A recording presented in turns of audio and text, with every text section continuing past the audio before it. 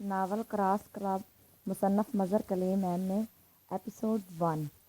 عمران نے نئے ماڈل کی شیورلیٹ کار کو یوں آنکھیں موند کر دیکھا جیسے کسائی بکری کا جائزہ لے رہا ہو۔ کبھی وہ جھک کر اسے نیچے سے دیکھتا، کبھی وہ گھوم کے آگے سے ایک مخصوص زاویے سے اس کا جائزہ لیتا۔ آپ نے کار خریدنی ہے جناب یا صرف دیکھنی ہے؟ سیلز مین نے انتہائی اکتائے ہوئے لہجے میں پوچھا۔ خریدنی بھی ہے اور دیکھنی بھی ہے۔ دیکھو میاں سیلز مین، ہماری آج تک شادی اس لیے نہیں ہو سکی کہ لوگ لڑکیاں نہیں دیکھنے دیتے اور بغیر دیکھے ہم شادی کر نہیں سکتے۔ عمران نے منہ میں دبے ہوئے پان کی پیک سڑک کی طرف اچھالتے ہوئے کہا۔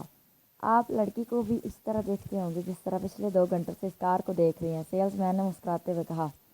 اب دیکھو میاں سیلز مین، شادی روز بروز تو ہوتی نہیں، اس لیے کم از کم اتنا تو مجھے حق ہے کہ میں 2-4 روز تک ہر زاویے سے دیکھ بھال کر لوں، مگر یار لوگ 2-4 منٹوں بعد ہی جوتے مار کر گھر سے بھگا دیتے ہیں، کیا زمانہ آ گیا ہے، عمران نے مسوسی سی صورت بناتے ہوئے کہا، اور سیلز مین نہ چاہتے ہوئے بھی ہنس پڑا۔ اس کے ذہن پر چھائی ہوئی اکتاہٹ اور بوریت جو عمران کی وجہ سے اس کے ذہن پر چھائی ہوئی تھی یکلخت دور ہو گئی، ورنہ اس سے پہلے وہ مرنے کی حد تک بور ہو چکا تھا۔ عمران 2 گھنٹے قبل شو روم میں داخل ہوا تھا۔ اس نے تنگ موری کے پاجامے کے اوپر کڑا ہوا کرتا اور اس پر کوٹ پہن رکھا تھا اور سر پر پھندنے والی سرخ رنگ کی ترکی ٹوپی تھی۔ منہ میں پان کی شاید 3-4 گلوریاں دبی ہوئی تھی اور آتے ہی وہ اس کار کا جائزہ لینے میں مصروف ہو گیا۔ سیلز مین پہلے تو کافی دیر تک اس کار کی خوبیاں بتاتا رہا، لیکن بعد ازاں خود ہی چپ ہو گیا کیونکہ عمران نے اس کی کسی بات پر ذرا سی توجہ تک نہ دی تھی۔ یوں لگتا تھا جیسے وہ بہرا ہو، وہ بس مختلف زاویوں سے کار کو ہی دیکھتا رہا۔ پھر سیلز مین نے اس سے بات کر کے اس کی حیثیت کا اندازہ لگانے کی کوشش کی، لیکن عمران نے اس کی کسی بات کا جواب تک نہ دیا تھا اور پھر تنگ آ کر سیلز مین واپس کاؤنٹر کے پیچھے بیٹھ گیا، لیکن وہاں بھی اسے چین نہ آیا۔ اس کی سیلز مین شپ کی رگ بار بار پھڑک اٹھتی اور وہ پھر عمران سے آ کر مخاطب ہو جاتا، مگر عمران نے تو جیسے اس کی بات نہ سننے کی قسم کھا رکھی تھی اور سیلز مین تنگ آ کر دوبارہ بیٹھ جاتا۔ وہ عمران سے زیادہ سخت لہجے میں بھی بات نہ کر سکتا تھا کیونکہ اس شو روم میں بیٹھ کر اسے کئی بار تلخ تجربے ہوئے تھے اور بظاہر فرنیچر سے نظر آنے والے لوگ بعد میں کروڑ پتی بلکہ ارب پتی نکلے، اور جو لوگ لباس اور رویے سے کروڑ پتی لگتے تھے وہ بس کار دیکھ کر ہی دل بہلانے والوں میں سے تھے۔ عمران کی ظاہری حالت سے سیلز مین نے اندازہ لگایا تھا کہ وہ کوئی بگڑا ہوا نواب ہے جو چاہے تو ایک لمحے میں 10 کاریں خرید لے اور اگر نہ چاہے تو ایک رومال خریدنے سے بھی قاصر رہ جائے۔ اب خدا خدا کر کے عمران نے اس کی بات کا جواب دیا اور بات ہی ایسی کی تھی کہ سیلز مین کی ساری بوریت دور ہو گئی۔ آپ کی تعریف جناب، سیلز مین نے پوچھا۔ میاں اپنے منہ سے خود تعریف کرنا شریفوں کا شیوا نہیں، عمران نے بڑے بے نیازانہ لہجے میں کہا اور ایک بار پھر کار کا جائزہ لینے میں مصروف ہو گیا۔ سیلز مین چیمپ کر خاموش ہو گیا۔ چند لمحوں بعد عمران نے ایک طویل سانس لیا اور پھر ڈھیلے ڈھالے قدم اٹھاتا کاؤنٹر کے قریب پڑی ہوئی کرسی پر جا کر بیٹھ گیا۔ اس کے چہرے پر ہلکی سی مایوسی کے تاثرات نمایاں تھے۔ سیلز مین نے جلدی سے اپنی کرسی سنبھال لی۔ آپ کو یقیناً کار پسند آئی ہوگی، سیلز مین نے مسکراتے ہوئے کہا۔ ویسے تو ٹھیک ہے، گزارا کار جائے گی، لیکن اس کا پچھلا دروازہ اگلے دروازے سے چھوٹا ہے، بس یہی اس میں بہت بڑی خامی ہے، عمران نے سنجیدہ لہجے میں جواب دیتے ہوئے کہا۔ جی کیا کہہ رہے ہیں آپ؟ یہ کیسے ہو سکتا ہے؟ کاریں خود کار مشینوں میں بنتی ہیں، اس لیے ان میں آدھے انچ کا بھی فرق نہیں ہو سکتا، سیلز مین نے حیرت سے آنکھیں پھاڑتے ہوئے کہا۔ تمہارے پاس ناپنے والا فیتہ ہے؟ عمران نے پوچھا۔ جی ہاں ہے، سیلز مین نے جواب دیا۔ نکالو اور چلو اسے ناپو، ابھی معلوم ہو جاتا ہے، عمران نے چیلنج والے انداز میں کہا اور سیلز مین بھی شاید اب تفریح پر اتر آیا تھا۔ اس نے کاؤنٹر کی دراز سے فیتہ نکالا اور کار کی طرف چل پڑا اور پھر کار کی ناپ ہونی شروع ہو گئی۔ دیکھیے جناب، بالکل برابر ہے، سیلز مین نے فاتحانہ انداز میں کہا۔ کہاں برابر ہے میاں، حقیقت پسند بنو، آگے والا دروازہ پچھلے دروازے سے انچ کا 10واں حصہ چھوٹا ہے، عمران نے غصیلے انداز میں کہا۔ انچ کا 10واں حصہ؟ یہ کیا بات ہوئی، سیلز مین نے حیرت بھرے لہجے میں کہا۔ یعنی کوئی بات ہی نہیں ہوئی میاں سیلز مین، یہاں کار میں عیب لگ گیا ہے اور اب لوگ کیا کہیں گے کہ حشر ترکی عیبدار کار پر چڑھا بیٹھا ہے، عمران نے برا سا منہ بناتے ہوئے کہا۔ جناب آپ نے کار نہ خریدنی ہو تو اور بات ہے، ورنہ یہ انچ کے 10ویں حصے والی بات بس آپ کا وہم ہے، سیلز مین نے بڑی مشکل سے منہ پر آئے ہوئے سخت الفاظ کو بدلتے ہوئے کہا۔ خریدنی تو ہے میاں مگر بے عیب، یہی انچ کا 10واں حصہ تو اب تک ہمیں کنوارا رکھے ہوئے ہے، عمران نے جواب دیتے ہوئے کہا۔ میں کیا کہہ سکتا ہوں جناب، اس طرح تو قیامت تک نہ آپ شادی کر سکتے ہیں اور نہ کار خرید سکتے ہیں، مجبوری ہے، سیلز مین نے منہ بناتے ہوئے کہا۔ تمہارے منہ میں گھی شکر، چلو قیامت کے بعد کا تو اسکوپ بن ہی گیا، عمران نے خوشی سے چہکتے ہوئے کہا اور سیلز مین بے بسی سے عمران کو دیکھتا رہ گیا۔ ظاہر ہے اب وہ کیا جواب دے سکتا تھا، اپنے فیصلے میں تھوڑی سی ترمیم کر لو तो तुम्हारी हम पर बड़ी करम नवाजी होगी, वरना मजबूरी है, क़यामत का इंतज़ार करना ही पड़ेगा। इमरान ने चंद लम्हे सोचने के बाद जवाब दिया, जी कैसी तरमीम? सेलमैन ने चौंकते हुए पूछा। बस इतनी सी कि क़यामत से पहले हम कार ले लें, शादी चलो क़यामत के बाद कर लेंगे। इमरान ने बड़े आजिज़ाना लहजे में कहा, तो मैंने आपको कब मना किया है कि कार ना खरीदें? सेल्समैन ने चौंकते हुए कहा, शुक्रिया शुक्रिया, आप जैसे लोगों की वजह से तो ये दुनिया कायम है। कितने मेहरबान लोग हैं आप। फरमाइए साहबदार कार की क्या कीमत पेश करूं? इमरान ने खुशी से उछलते हुए कहा, जी इस कार की कीमत सिर्फ 2 लाख रुपए है। सेल्समैन ने 2 लाख पर जोर देते हुए कहा, कोई रियायत नहीं हो सकती? देखो मियाँ, 2 लाख की तो खैर कोई बात नहीं, मगर ये हरफ, ये शायद हमारे पास ना हो। इमरान ने बड़े मायूसाना लहजे में कहा, जी मैं 2 लाख ही तो कह रहा हूँ। सेल्समैन ने आंखें फाड़ते हुए कहा, मगर तुमने तो सिर्फ 2 लाख रुपए कहे हैं। बस इतनी रियायत कर दो कि 2 लाख ले लो और सिर्फ छोड़ दो। अल्लाह ताला तुम्हें जज़ाए खैर देगा। इमरान ने मस्कीन सा लहजा बनाते हुए कहा, ठीक है कर दी रियायत। सेल्समैन ने मुस्कुराते हुए जवाब दिया। उसकी आंखें खुशी से चमक उठी थी। उसे अपने भारी कमीशन जेब में पड़ा हुआ मालूम हो रहा था। शुक्रिया शुक्रिया, एक बार नहीं 1000 बार शुक्रिया। तुम बेफिक्र रहो, मैं तुम्हारे मालिक को बिल्कुल नहीं बताऊंगा कि तुमने मेरे साथ इतनी बड़ी रियायत कर दी है, इमरान ने कहा। और फिर उसने अपना कुर्ते के बटन खोले और अंदर पहनी हुई बनियान की अंदरूनी जेब से एक फूलदार बटुआ निकाला। बटुए को उसने बड़ी एहतियात से खोला और फिर उसमें से चेक बुक बाहर निकाली। सेल्समैन ने चेक बुक देखकर बुरा सा मुंह बना लिया, मगर खामोश रहा। इमरान ने एक चेक फाड़ा और फिर जेब से पेन निकालकर उस पर फ्रेम का नाम और 2 लाख रुपए की रकम लिखकर उसने लंबे सारे दस्तखत कर दिए और चेक बड़े मुअद्दबाना अंदाज में सेल्समैन की तरफ बढ़ा दिया। सेल्समैन ने चेक लिया और फिर इस पर बुक का नाम पढ़कर उसने मेज़ पर रखे हुए टेलीफोन का क्रैडल उठाया और तेज़ी से नंबर डायल करने शुरू कर दिए। हेलो, मैं मोटर सेल्स से बोल रहा हूँ। अकाउंट नंबर 7440 की तरफ से 2 लाख का चेक हमें दिया गया है। आप इसके कैश होने की गारंटी देते हैं? सेल्समैन ने राब्ता कायम होते हुए पूछा। क्या अकाउंट नंबर है बताया आपने? मैनेजर ने चौंकते हुए पूछा। Account number 7440। सेल्समैन ने गौर से चेक पर लिखे हुए अकाउंट नंबर को देखते हुए जवाब दिया। मोहतरम, इतना बड़ा नंबर तो शायद दुनिया के किसी भी बैंक में ना हो। हमारे बैंक में तो 2000 सुपर नंबर ही नहीं है, मैनेजर ने खुश्क लहजे में जवाब देते हुए कहा। शुक्रिया, सेल्समैन ने गुस्सीले लहजे में कहा और फिर जोर से रिसीवर क्रैडल पर पटक दिया। उसे मैनेजर की बात सुनकर आग लग गई थी। वो समझ गया था कि वो किसी फ्रॉडी से टकरा गया। खामखा वक्त ज़ाया किया। माफ़ कीजिए, हम ये चेक नहीं ले सकते। अगर आप कैश रकम दे सकते हैं तो ठीक है, वरना तशरीफ़ ले जाइए। सेल्समैन ने चेक इमरान की तरफ फेंकते हुए बड़े तलख लहजे में कहा। क्यों, इस चेक की नाक बह रही है? इमरान ने भी जवाब में बुरा सा मुंह बनाते हुए कहा। बैंक में ये अकाउंट ही मौजूद नहीं, कैश कहाँ से होगा? सेल्समैन ने नागवार से लहजे में जवाब दिया। अकाउंट ही मौजूद नहीं, ये कैसे हो सकता है? इमरान ने आंखें फाड़ते हुए कहा। अभी आपके सामने मैनेजर से बात हुई है, सेल्समैन ने उकताए हुए लहजे में कहा। मगर तुम तो 7440 नंबर अकाउंट की बात कर रहे थे, इमरान ने हैरत भरे लहजे में कहा। आपके चेक पर यही अकाउंट नंबर दर्ज है, सेल्समैन ने कहा। और इमरान आंखें फाड़ कर हाथ में पकड़े हुए चेक को देखने लगा। मगर इस चेक पर तो 1440 लिखा हुआ है, इमरान ने बड़बड़ाते हुए कहा। ये कैसे हो सकता है? मैंने खुद देखा है, ये देखिए 7 लिखा हुआ है। आप मुझे बेवकूफ़ समझते हैं? सेल्समैन ने उखड़े हुए लहजे में कहा।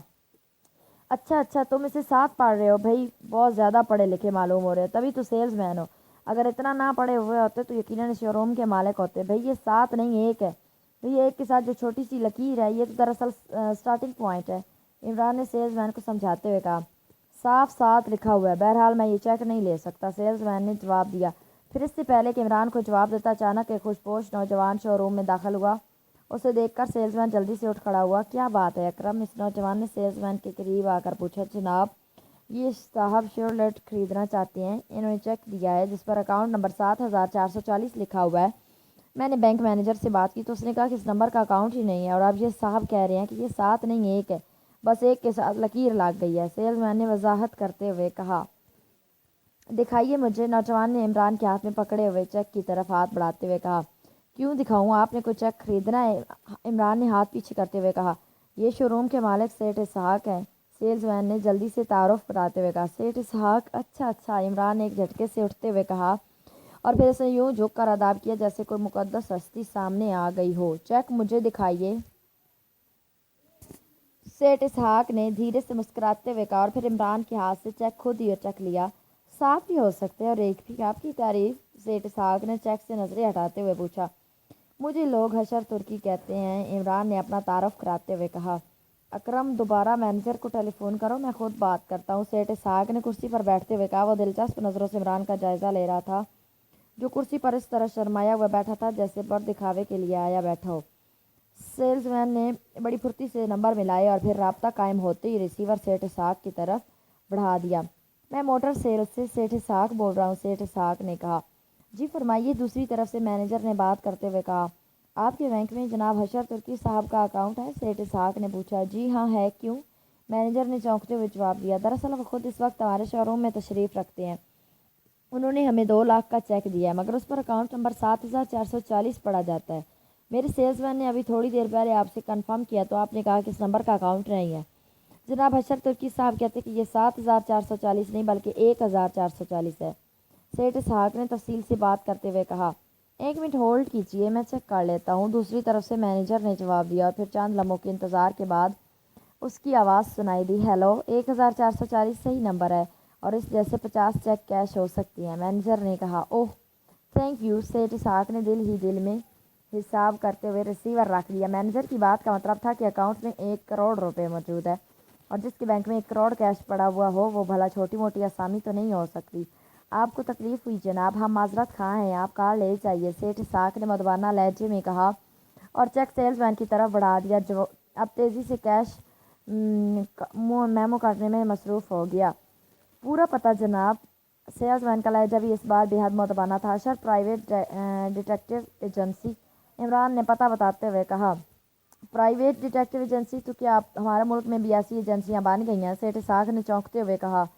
جی ہاں، حکومت نے ہمیں خصوصی لائسنس عطا کیا ہے کیونکہ ہم مجرموں کا حشر نشر کر دینے کے ماہر ہیں، عمران نے بڑے فخرانہ لہجے میں جواب دیتے ہوئے کہا۔ سیٹھ اسحاق چند لمحے کچھ سوچتا رہا، جیسے فیصلہ نہ کر پا رہا ہو کہ عمران سے مزید بات کرے یا نہیں، لیکن پھر اس نے اپنا فیصلہ کن انداز میں جھٹکا اور پھر وہ تیزی سے کرسی سے اٹھ کھڑا ہوا۔ جناب ذرا 1 منٹ میرے ساتھ آئیے، سیٹھ اسحاق نے کہا اور عمران سار ہلاتا ہوا اٹھ کھڑا ہوا۔ اسے سیٹھ اسحاق کے چہرے پر عجیب سی سنجیدگی نظر آ رہی تھی۔ اوہ! اور پھر وہ عمران کو لیے شو روم کے اندر کی طرف ایک چھوٹے سے کمرے میں لے گیا۔ تشریف رکھیے، میری صاف گوئی معاف کیجیے، آپ کا حلیہ تو مجھے اس بات سے روک رہا تھا کیونکہ آپ جاسوس کم اور مسخرے زیادہ نظر آتے ہیں، لیکن آپ کی آنکھوں کی مخصوص چمک بتاتی ہے کہ آپ وہ نہیں جو نظر آتے ہیں، اس لیے میں نے آپ سے بات کرنے کا فیصلہ کر لیا ہے، سیٹھ اسحاق نے میز کے پیچھے کرسی پر بیٹھتے ہوئے کہا۔ اوہ، تو آپ ہمارے ہی قبیلے سے لگتے ہیں، یعنی قیافہ شناسی کے ماہر ہیں، لفافہ دیکھ کر مضمون پڑھ لیتے ہیں، عمران نے مسکراتے ہوئے کہا۔ کاروبار اس قسم کے قیافہ شناسی سکھا دیتا ہے حشر صاحب۔ بہرحال یہ دیکھیے، سیٹھ اسحاق نے میز کی دراز کھولی اور ایک چھوٹا سا کارڈ نکال کر عمران کے سامنے رکھ دیا۔ یہ سفید رنگ کا کارڈ تھا جس پر سرخ رنگ سے بڑا سا کراس پڑا ہوا تھا۔ کارڈ کے کونے میں ایک سانپ کی چھوٹی سی تصویر بنی ہوئی تھی۔ عمران نے غور سے اس کارڈ کو دیکھا۔ یہ کسی سانپ کا تعارفی کارڈ ہے جس کا نام کراس ہے، لیکن حیرت ہے کہ اب سانپ بھی تعارفی کارڈ چھپوانے لگ گئے ہیں، پہلے تو چپکے سے آ کر کاٹ لیتے تھے، عمران نے بڑبڑاتے ہوئے کہا۔ سیٹھ اسحاق نے برا سا منہ بناتے ہوئے کارڈ اٹھا کر واپس دراز میں رکھا اور پھر وہ ایک جھٹکے سے اٹھ کھڑا ہوا۔ تشریف لائیے اور کار لے جائیے، یہ آپ کے بس کا روگ نہیں ہے، سیٹھ اسحاق نے عتل سے لہجے کو نرم رکھنے کی کوشش کرتے ہوئے کہا۔ اسے شاید عمران کے فکرے سے بے حد مایوسی ہوئی تھی۔ پہلے یہ بتائیے کہ آپ نے کراس کلب کیوں اور کب چھوڑا؟ عمران نے بڑے لاپرواہ سے انداز میں پوچھا اور سیٹھ اسحاق یوں اچھل پڑا جیسے اس کے پیروں میں بم پھٹ پڑا ہو۔ اوہ، آپ کراس کلب کے متعلق جانتے ہیں؟ وہ دوبارہ جھٹکے سے کرسی پر بیٹھ گیا، اس کے چہرے پر بے پناہ حیرت کے تاثرات تھے۔ میری بات کا جواب دیجیے، عمران کے چہرے پر یکلخت گہری سنجیدگی چھا گئی۔ یہ 2 سال پہلے کی بات ہے، میں غیر ملک کے دورے پر گیا تھا، وہاں ایک دوست کی معرفت کراس کلب کے ایک اجلاس میں شرکت کا موقع ملا۔ میرے دوست نے بتایا تھا کہ یہ کلب خفیہ طور پر صرف عیاشی کے لیے بنایا گیا ہے، اور واقعی تھا بھی ایسا۔ میں نے 2-4 بار ان کے اجلاسوں میں شریک ہوا جہاں سوائے شراب و شباب کے اور کچھ نہ ہوتا تھا۔ اس کے بعد میں واپس چلا آیا اور اسے بھول گیا، لیکن چند روز پہلے مجھے ایک لفافہ ملا جس میں میرے ایسے فوٹو تھے کہ اگر ان میں سے ایک فوٹو بھی میرے رشتہ داروں یا کاروباری رقیبوں کو دکھا دیا جاتا تو سوائے خودکشی کے میرے سامنے اور کوئی چارہ نہ ہوتا۔ چنانچہ میں بے حد پریشان ہو گیا اور میں سمجھا کہ شاید مجھے بلیک میل کرنے کے لیے یہ فوٹو اتارے گئے ہیں، لیکن کل مجھے ایک پراسرار سی ٹیلی فون کال ملی اور کراس کلب اور فوٹو کا حوالہ دے کر مجھے ملٹن ہوٹل میں بلایا گیا۔ میں جب وہاں گیا تو وہاں میری ملاقات ایک دراز قد غیر ملکی سے ہوئی۔ اس نے پہلے تو مجھے طرح طرح کے لالچ دیے، لیکن آخر میں اس نے ایک ایسی بات کہی کہ میرے ہوش اڑ گئے۔ सेठ इसहाक किसी टेप रिकॉर्डर की तरह मुसलसल बोले चला जा रहा था। उन्होंने आपसे मुतालबा किया होगा कि आप किसी आम सरकारी इमारत का नक्शा मुहैया करें। इमरान ने मुस्कुराते हुए कहा और सेठ इसहाक यूं चौंक कर इमरान को देखने लगा जैसे उसके सामने इमरान की बजाय कोई भूत बैठा हो। आप कहीं क्रॉस क्लब के आदमी तो नहीं? सेठ इसहाक के चेहरे का रंग जर्द पड़ गया था। अरे नहीं, मेरा नाम हशर तुर्की है और मैं प्राइवेट जासूस हूँ। तुम घबराओ नहीं, क्रॉस क्लब के मुतालिक हमारे पास मुकम्मल फाइल मौजूद है। इमरान ने उसे तसल्ली देते हुए कहा और फिर बड़ी मुश्किल से सेठ इसहाक का रंग मामूल पर आया। हाँ, उसने मुझे कहा था कि मैं वजारत दिफा के रिकॉर्ड रूम का नक्शा हासिल करके दूँ। न जाने उन्हें कहाँ से पता चल गया था कि वजारत दिफा का एक आला अफसर मेरा बेहद गहरा दोस्त है। उसने मुझे धमकी दी थी कि अगर मैंने ये काम ना किया या किसी को बताया तो मुझे कोबरा कार्ड भेज दिया जाएगा और फिर मेरी खौफनाक मौत यकीनी हो जाएगी। सेठ इसहाक ने जवाब दिया। फिर तुमने क्या जवाब दिया? इमरान ने पूछा। ये कोबरा कार्ड मेरा जवाब बता सकता है। ठीक है, मैं कमज़ोर हूँ लेकिन अपने मुल्क के खिलाफ किसी साजिश में हिस्सा नहीं ले सकता। इसकी बजाय मुझे मौत कबूल है। सेठ इसहाक के लहजे में ठोस एतमाद था। बहुत खूब सेठ इसहाक, मुझे खुशी है कि तुमने एक सही मुहिब्बुल वतन का किरदार अदा किया है। इमरान ने तारीफ़ करते हुए कहा। मैंने साफ इनकार कर दिया, जिस पर मुझे धमकियाँ दी गई, लालच दिए गए, लेकिन मैं अपनी बात पर डटा रहा और अभी 2 घंटे कबल एक आदमी मुझे ये कार्ड देकर चला गया। मुझे यकीन था कि ये लोग अब मुझे नहीं छोड़ेंगे, इसलिए मैंने अपने वकील के पास गया और उससे बात की ताकि अपनी जायदाद के बारे में वसीयत लिखवा दूँ। और अब सोच ही रहा था कि क्या करूँ कि इत्तफाक से आपसे टकराव हो गया और अब मुझे यकीन है कि आप मुझे मौत से ना बचा सके तो कम अज़ कम इस साजिश के ख़िलाफ़ काम तो करेंगे। सेठ इसहाक ने तवील सांस लेते हुए जवाब दिया। इस दराज का गैर मुल्की का हुलिया और दीगर तफसीलात? इमरान ने पूछा।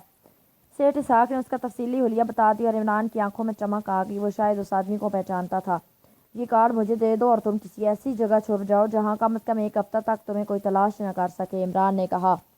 मगर ये लोग बहुत ख़तरनाक है, मुझे हर कीमत पर तलाश कर लेंगे और हो सकता है अब भी मेरी निगरानी हो रही हो। सेठ इसहाक ने हाथ मलते हुए कहा। ओके, फिर मैं बंदोबस्त करता हूँ, इमरान ने कहा और उसने टेलीफोन का रिसीवर उठाकर नंबर डायल करने शुरू कर दिए। हेलो, मैं हशर तुर्की बोल रहा हूँ, हशर प्राइवेट डिटेक्टिव एजेंसी से। इमरान ने रब्ता कायम होते ही कहा। ओहो हशर तुर्की साहब, सुनाइए आपकी एजेंसी कैसी जा रही? दूसरी तरफ से सफदर की आवाज़ सुनाई दी। बहुत अच्छी जा रही है। अब तक तो बीवियों और शौहरों के ताक़ुब तक ही मामला महदूद रहा था, लेकिन अब एक अच्छा केस मिला है। तो ऐसा करो कि माल रोड पर मोटर सेल्स के शोरूम में माँ मेकअप बॉक्स के फ़ौरन आ जाओ। इमरान ने संजीदा लहजे में कहा और फिर रिसीवर रख दिया। आप क्या करना चाहते हैं, कुछ तो बताइए, सेठ इसहाक ने पूछा। कुछ नहीं, सिर्फ तुम्हारा तबादला कर दूंगा, इमरान ने जवाब दिया और सेठ इसहाक मुँह फाड़े बैठा रहा। तुम अपने सेल्समैन से कह दो कि वो आने वाले को अंदर भेजे, इमरान ने कहा और सेठ इसहाक ने सर हिलाते हुए इंटरकॉम पर हिदायत दे दी और फिर 10 मिनट बाद सफदर कमरे में दाखिल हुआ। सफदर, तुमने सेठ इसहाक का मेकअप करना है। और फिर उसने क्रॉस क्लब के मुतालिक मुख्तसर सा बता दिया और सफदर सिचुएशन समझकर सर हिलाने लगा। इमरान ने उठकर कमरे का दरवाज़ा बंद किया और फिर उसने सफदर के हाथ में पकड़ा हुआ मेकअप बॉक्स उससे लिया और बॉक्स खोलकर उसमें से ट्यूबें निकालकर मेज़ पर रख दी और फिर उसके हाथ तेज़ी से सफदर के चेहरे पर मेकअप करने में मसरूफ़ हो गए। 10 मिनट बाद सफदर का चेहरा सेठ इसहाक का चेहरा बन गया। सेठ इसहाक हैरत से आंखें फाड़े यूं देख रहा था जैसे वो कोई सनसनीखेज फिल्म देख रहा हो। ओह, मुझे यकीन नहीं आ रहा, आप तो जादूगर हैं, सेठ इसहाक ने कहा। अब तुम्हारी जान भी बचा दूँ, तुम भी क्या याद करोगे कि किससे पाला पड़ा है, इमरान ने कहा और फिर उसने सेठ इसहाक के चेहरे पर सफदर का मेकअप शुरू कर दिया और जब वो फारिग हुआ तो उसने इन दोनों को लिबास बदलने के लिए कहा और इन दोनों ने वहीं लिबास उतार कर तब्दील किए। हाँ तो सेठ इसहाक, अब क्या ख्याल है, कार ले जाऊँ, इमरान ने सफदर से मुखातिब होकर कहा।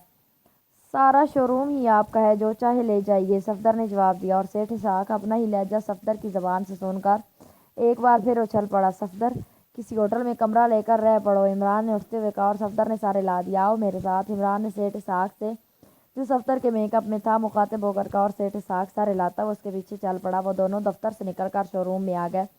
कार ले जाऊँ जनाब सेल्समैन साहब, इमरान ने सेल्समैन से मुखातब होकर पूछा। जनाब, मैंने पेट्रोल और मोबिल डाल दिया है, कार तैयार है, सेल्समैन ने मदबाना अंदाज में खड़े होते हुए कहा और फिर चाबियों का सेट दराज से निकालकर इमरान की तरफ बढ़ा दिया। इमरान ने चाबियां संभाली और फिर वो सेठ इसहाक को लिए कार में सवार हो गया। दूसरे लम्हे कार शोरूम से निकलकर सड़क पर दौड़ने लगी। सेल्समैन सेठ इसहाक को पहचानने से कासर रहा था, इसलिए सेठ इसहाक के चेहरे पर गहरा इत्मीनान था। अब मैंने क्या करना है, सेठ इसहाक ने पूछा। मैं तुम्हें होटल वल्टन में उतार देता हूँ, वहाँ कमरा बुक करा लेना, बस तुमने सिर्फ एक काम करना है कि जब भी वो गैर मुल्की तुम्हें नजर आए तो हमें फ़ोन नंबर 3032 पर टेलीफोन करके सिर्फ इतना कह देना है कि माल आ गया है। इमरान ने उसे हिदायत देते हुए कहा और सेठ इसहाक ने सर हिला दिया। चंद लम्हों बाद इमरान ने होटल हल्टन के सामने गाड़ी रोक दी और सेठ इसहाक कार से उतरा और फिर कार लेकर आगे बढ़ता चला गया। उसके चेहरे पर बेपनाह संजीदगी थी। ये बस इत्तफाक ही था कि सेठ इसहाक ने उससे क्रॉस क्लब की बात कर दी थी। इमरान क्रॉस क्लब के मुतालिक जानता था कि यह खौफनाक बैनुल-अक़वामी तंजीम है जो हमराजों की चोरी का धंधा करती है और ज़ाहिर है कि वजारत दफ़ा की इमारत का नक्शा हासिल करने का मतलब यही था कि इस बार वो किसी दफ़ाई राज के हसूल के लिए काम कर रहे हैं। अगर इमरान हशर डिटेक्टिव एजेंसी के लिए कार लेने मोटर सेल्स पर ना जाता तो शायद उसे क्रॉस क्लब के मुतालिक इतला ही ना मिलती, क्योंकि ये तंजीम इतलात के मुताबिक इंतहाई खुफिया तरीके से काम करती हैं और लोगों को ब्लैकमेल करके अपना काम निकाल लेते हैं। और जाहिर है कि हर शख्स सेठ इसहाक की तरह जुर्रतमंद और मुहिब्बुल वतन तो नहीं होगा। सेठ इसहाक ने जिस दराज का गैर मुल्की का हुलिया बताया था वो क्रॉस क्लब का मखसूस एजेंट मास्टर बिलग्राम था। इंतहाई खतरनाक और चालाक शख्स जो पूरी दुनिया की खुफिया एजेंसियों को मतलूब था, लेकिन सिवाय एक बार के जब वो शुगरान सीक्रेट सर्विस के हाथों में फंसा था और किसी ने उसकी परछाइयाँ भी ना देखी थी। और इमरान को भी क्रॉस क्लब के मुतालिक और मास्टर बिलग्राम के लिए की तफसीलात शुगरान ने ही मुहैया की थी। टेलीफोन की घंटी बजते ही कमरे में बैठे हुए शख्स ने बड़ी फुर्ती से रिसीवर उठा लिया। यस मास्टर स्पीकिंग, इस शख्स ने कुरखत से लहजे में कहा। Boss Rajni speaking. सेठ इसहाक अपने वकील के पास गया और फिर वापस अपने शोरूम में आ गया, जहां उसने एक कार फरोख्त की और फिर सेल्समैन को छुट्टी देकर उसने शोरूम बंद किया और ख़ुद वापस अपनी कोठी जाने की बजाय होटल शोबरा में कमरा नंबर 222 बुक करा लिया और अब वो इसी कमरे में मौजूद है। दूसरी तरफ से मुअद्दबाना लहजे में रिपोर्ट देते हुए कहा, होटल शोबरा में छुपकर वो ये समझता है कि हमारी नज़रों से छुप जाएगा। मास्टर ने बड़े तनज़िया लहजे में जवाब देते हुए कहा, अब उसके बारे में क्या हुक्म है, क्या उसका झटका कर दिया जाए? दूसरी तरफ से राडनी ने पूछा। झटका तो बहरहाल उसका होना ही है, क्योंकि उसे कोबरा कार्ड भिजवाया जा चुका है, लेकिन अब मेरे ज़हन में एक और तजवीज़ आ रही है। मास्टर ने कुछ सोचते हुए कहा, वो क्या मास्टर? राडनी ने चौंक कर पूछा। तुम ऐसा करो कि मार्कोइस को बुला लाओ और सेठ को होटल से अगवा करके हेडक्वार्टर यहाँ मेरे पास ले आओ। मार्कोइस का कदोकामत इस सेठ से मिलता जुलता है और मार्कोइस मकामी ज़बान और लहजे पर पूरा बोर भी रखता है, इसलिए मैं चाहता हूँ कि मार्कोइस को सेठ इसहाक का रूप देकर उसके ज़रिए वो नक्शा हासिल किया जाए। मास्टर ने जवाब दिया, ओह गुड आइडिया मास्टर, मैं मार्कोइस को बुला लेता हूँ और उसे पिस्तौल की नोक पर लेकर अभी आपके पास पहुँच जाता हूँ। राडनी ने खुश होते हुए कहा, ओके, लेकिन काम इंतहाई एहतियात से होना चाहिए। मास्टर ने कहा और फिर रिसीवर रख दिया। रिसीवर रख कर उसने मेज़ के किनारे पर लगा हुआ एक बटन दबा दिया। दूसरे लम्हे एक व्हीकल नौजवान दरवाजे पर नमूदार हुआ। माइकल, गेट पर इतला कर दो कि राडनी और मार्कोइस एक आदमी को अगवा करके ले आ रहे हैं, उन्हें आने दिया जाए और इस आदमी को डार्क रूम में पहुंचा दिया जाए। मास्टर ने आने वाले से मुखातिब होकर कहा, ओके मास्टर, हुक्म की तामील होगी। माइकल ने सर झुकाते हुए कहा और फिर तेज़ी से वापस मुड़ गया। मास्टर ने उसके जाने के बाद मेज़ पर पड़ी हुई किताब उठा ली और इसके मुताले में मसरूफ़ हो गया। अभी उसने चंद ही सतरें पढ़ी होंगी कि कमरे में एक तेज़ सीटी की आवाज़ गूंजी। मास्टर ने चौंक कर किताब मेज़ पर फेंकी और तेज़ी से उठकर कमरे की दीवार में लगी हुई अलमारी की तरफ बढ़ता चला गया। सीटी की आवाज़ उसी अलमारी से निकल रही थी। मास्टर ने अलमारी खोली और उसके खाने में रखा हुआ एक बड़ा सा ट्रांसमीटर उठाकर मेज़ पर रखा और फिर उसका एक बटन दबा दिया। बटन दबते ही सीटी की आवाज़ गायब हो गई और चंद लम्हे ऐसी आवाज़ें निकलती रही जैसे समंदर की लहरों से एक की आवाज़ें आती हैं। फिर एक चीखती हुई आवाज़ इन आवाज़ों पर गालिब आ गई। Hello chief master, cross club speaking. बोलने वाले का लहजा काट खाने वाला था। Yes master Bilgram from Pakistan speaking. Master Bilgram ने इंतहाई मुअद्दबाना लहजे में जवाब देते हुए कहा, क्या रिपोर्ट है मास्टर? दूसरी तरफ से उसी लहजे में सवाल किया गया। सर, काम जारी है। Trump card. सेठ इसहाक ने काम से इनकार कर दिया था, इसलिए उसे तंजीम के असूलों के मुताबिक कोबरा कार्ड जारी कर दिया गया है। मेरे आदमी उसे अगवा करके हेडक्वार्टर ला रहे हैं। मैंने प्रोग्राम बनाया कि मार्कोइस को सेठ इसहाक का रूप देकर नक्शा हासिल किया जाए और फिर काम आगे बढ़ाया जाए। मास्टर बिलग्राम ने तफसील बताते हुए कहा, अच्छी प्लानिंग है, लेकिन काम की रफ्तार बेहद सुस्त है। चीफ मास्टर ने सख्त लहजे में कहा, जनाब, बस नक्शा हासिल करने की देर है, इसके बाद कोई मसला नहीं। मिस्टर मास्टर बिलग्राम ने जवाब देते हुए कहा, लेकिन तुमने बराह रास्त इस इमारत की किसी आदमी पर हाथ क्यों नहीं डाला? ये सेठ इसहाक की मार्फत नक्शा हासिल करने की क्या तुक है?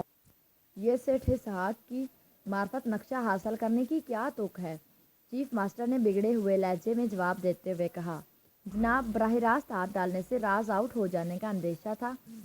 اس لیے سیٹھ اسحاق کا سہارا لینا پڑا کیونکہ اس کے خلاف ہمارے پاس میٹیریل موجود تھا، لیکن وہ شخص انتہائی ڈھیٹ نکلا، ورنہ اب تک کام ہو چکا ہوتا۔ ماسٹر بلگرام نے اپنی حکمت عملی کی وضاحت کرتے ہوئے کہا، لیکن اس طرح وقت ضائع ہو رہا ہے، تم اپنا پلان مکمل کرو، لیکن اگر اس طرح دیر ہونے کا اندیشہ ہو تو پھر براہ راست اقدام کرو، چیف ماسٹر نے ہدایات دیتے ہوئے کہا۔